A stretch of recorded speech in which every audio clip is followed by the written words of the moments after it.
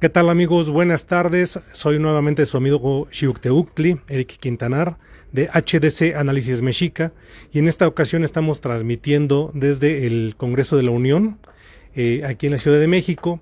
Acabamos de terminar una serie de ponencias del Parlamento que se realizaron el día de hoy y que pues al parecer están con esto terminando las actividades de este año, se reinician para el próximo año. Este Parlamento pues es un foro muy importante para todo lo que tiene que ver con los derechos humanos y en particular con el tema de los derechos indígenas.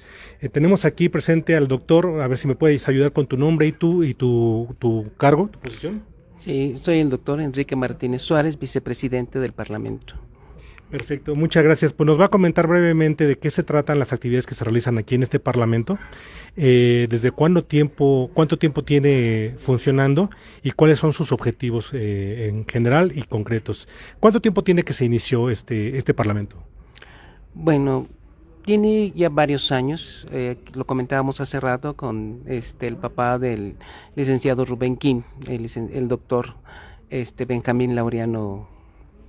Él fue el que inicia esto, como decíamos, desde pues cuando no había derechos humanos, cuando no se había dado la reforma constitucional del el primer capítulo de la Constitución, de transformarlos de garantías individuales a derechos humanos, y que eso se da hacia el 2012. Entonces de ahí viene. Él fue, como lo mencionamos, uno de los grandes que llevó esto de los derechos humanos hasta las Naciones Unidas y que ahora se refleja en lo que estamos haciendo. Entonces, realmente es un trabajo pues de más de 50 años. Perfecto. Tú eres pues vicepresidente del Parlamento, ¿no?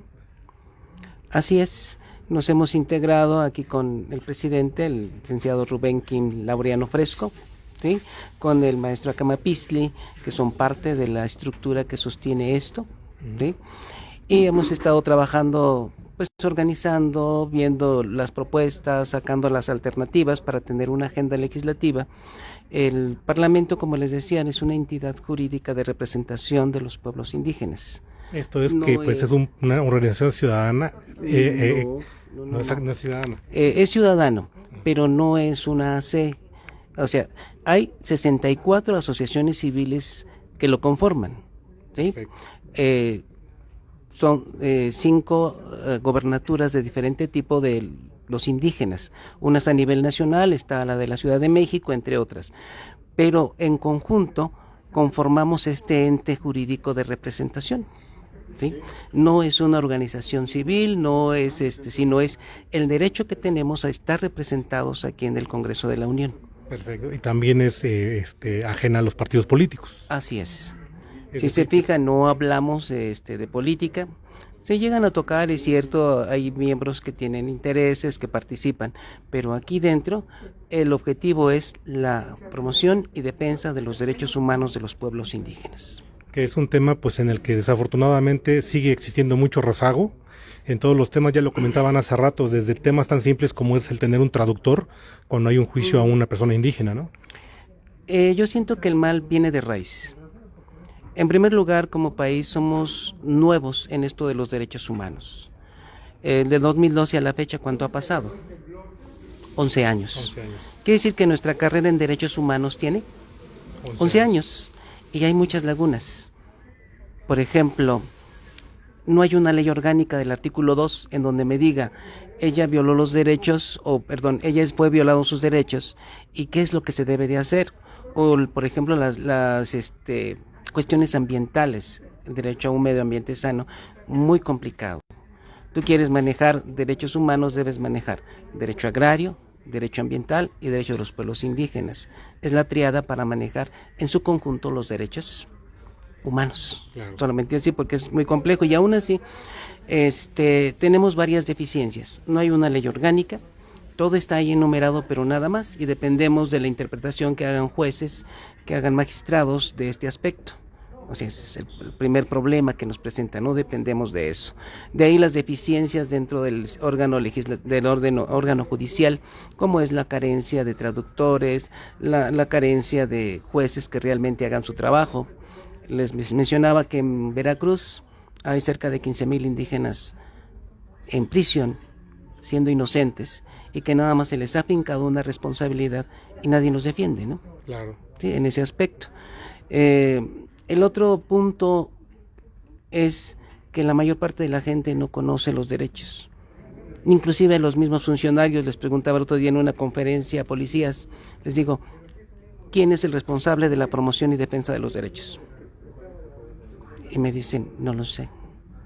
Digo, pues ustedes, dice el artículo 2 que es el Estado el responsable, ¿no? Y desde ahí no lo conocen.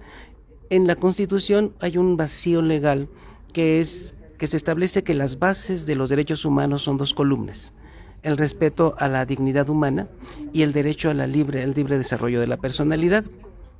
Esas 2 columnas no están en la Constitución. Si hablamos de el respeto a la dignidad humana como columna, ¿en qué parte de la Constitución lo dice? No está. Únicamente hasta al título 2, en donde habla de la prisión preventiva oficiosa, dice que se aplicará cuando no dañe la dignidad humana, pero no está relacionada con los derechos humanos. Eso significa que cuando una persona necesita defender sus derechos no le basta conocer la Constitución. No. Necesitamos legislar más para generar esos detalles. A la fecha se han resuelto varios casos, pero no con la Constitución. Claro. ¿Sí? Tenemos que recurrir a jurisprudencias de la Suprema Corte. Un caso es un ejemplo es un caso de Mixquic, en el cual se contaminan los canales, que es lo más difícil, la cuestión del derecho ambiental. Y empiezan a haber enfermedades y todo para la gente, y entonces se hace la pregunta, bueno, ¿a quién denunciamos? ¿A quién culpamos? ¿Quién va a pagar, no? Entonces empieza toda la cuestión jurídica ante la Suprema Corte.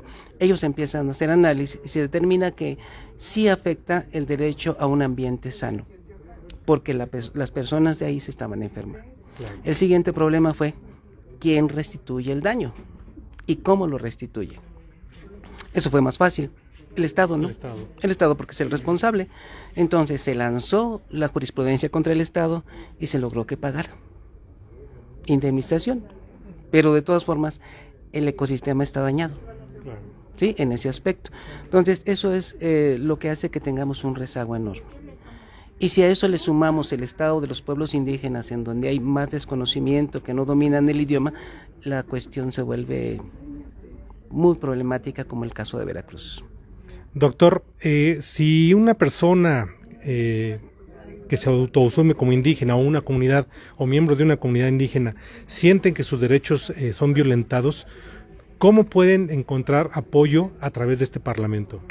Bueno, el Parlamento trabaja en sesiones abiertas, en donde los representantes de las comunidades de diferentes partes del país llegan y, como vieron, nos presentan sus casos, nos hablaron ahí de uno, de otro grupo, y nos manejan la problemática. No sé si vieron que recibí varias hojas. Son casos que hay que atender, en los que hay que actuar, algunos muy sencillos, como uno tan sencillo, unos oficios que habría que hacer hacia el Instituto de Historia, de Antropología e Historia, para que permita. Eso es sencillo, ¿no? Pero hay otros tan complicados como son la cuestión del robo, el despojo de los lugares sagrados, de no respeto a sus costumbres, etcétera, ¿no? Inclusive ya nos vamos más allá. Aquí en la Ciudad de México, hablando de pueblos originarios, cuando se construyó la línea 12, hubo un problema fuerte. Para la construcción de la pura terminal, se expropiaron 95 hectáreas. Ocuparon 5. Es decir, se aprovechó y se quedaron con 90. Los ejidatarios o comuneros, como los quieran llamar, que pertenecen a los pueblos originarios de la alcaldía, intentaron defender su tierra. Les mandaron grupos de choque y murieron 3 ejidatarios en un encuentro. ¿Sí? Entonces, esto nos demuestra cómo pues es un poquito complicado el manejo de todo esto. En esa ocasión, pues, no hubo grito en la alcaldía Tláhuac, porque estaban los cuerpos tendidos ahí en la explanada, ¿no? Los comuneros no pudieron hacer nada buscaron a un servidor, los estuve asesorando sobre cómo llevar este caso ante ya no encontrar ninguna respuesta aquí en México ante la Corte de Justicia Interamericana. Pero pues hasta ahí nos quedamos, porque ellos ya no estuvieron dispuestos a llegar más allá. También llegó un momento en que por cansancio la gente lo deja, ¿no? Pero sí, lo intentamos llevar hasta allá. Perfecto. Sí, para llegar hasta allá quiere decir que ya nadie de aquí te hace caso. Entonces va uno para allá, es uno de los requisitos. Perfecto. Entonces, sí, luego así va esa cuestión, entonces vienen, lo exponen, y si está dentro de nuestro alcance, lo hacemos. O tratamos de buscar alternativas. Por ejemplo, para atender el caso de Veracruz, firmamos convenio con el coordinador técnico del Senado, el doctor Manuel del Río Virgen. Él fue víctima de la ley de ultraje a la autoridad que puso Cuitláhuac, el gobernador de Veracruz, el que no me quiere, ¿no? Y pues se le tuvo que ayudar. La organización, el Parlamento, la Red Universal de Promotores de Derechos Humanos, se luchó, combatimos legalmente esta ley, encabezada por la delegada de Veracruz de la Red Universal de Promotores de Derechos Humanos, la licenciada Lorena Rodríguez, y se logró que la Suprema Corte fallara para quitarla. Ya se logró. Logramos que la fallara a favor y que quitaran esa ley. De ahí, ahora, iniciamos el proyecto Inocencia, que consiste en checar cada caso y ir luchando porque vayan siendo liberados. Tenemos confianza en que ahora que ya se va a Cuitláhuac sea más fácil, ¿no? Perfecto. Pues esto es efectivamente un foro abierto para que la gente pueda encontrar alguna alternativa de canalización de sus casos en donde han padecido injusticia y violaciones de sus derechos humanos.